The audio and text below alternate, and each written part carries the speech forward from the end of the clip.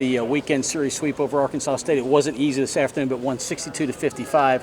Team got off to a hot start.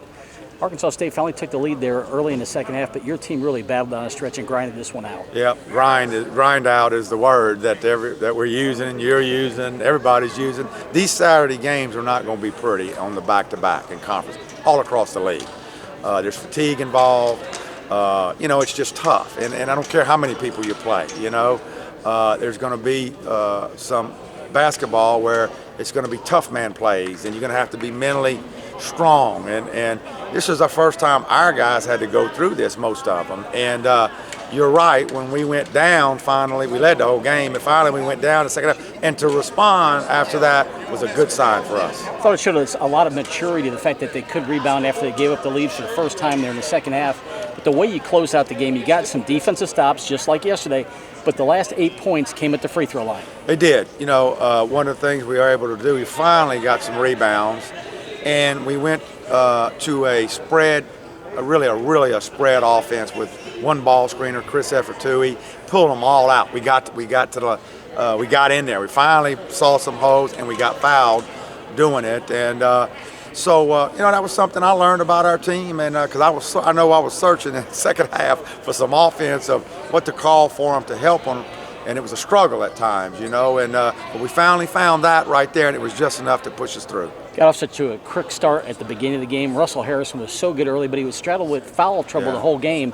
But it really, again, the game seems like it's starting to come to him. And when you got him back in the game late, he made some big-time baskets. He made a big three there when we put him back in the game with 4 fouls, and a huge three. And so he's learning, he played good in the first half. It's foul trouble. He's going to have to learn, too, that, people are going to go at him a little bit on the offensive end to try to get him in foul trouble and get him out. And so he's got to learn how to play without fouling. And but I thought he really did a good job when he came back in for those few minutes before he fouled out. He really helped us there. And we talked about it before, last 8 points at the free throw line. Luke Phillips came off the bench, made 4 in a row, and then Elijah Gonzalez kind of finished it out with 4 in a row there at the end. Yeah, you got to make free throws in close games to win. You just do. There's no way around it. And both of them, when the game was still kind of close right there, made some good ones for us. And, they were in a position to steal a road win just where you want it to be.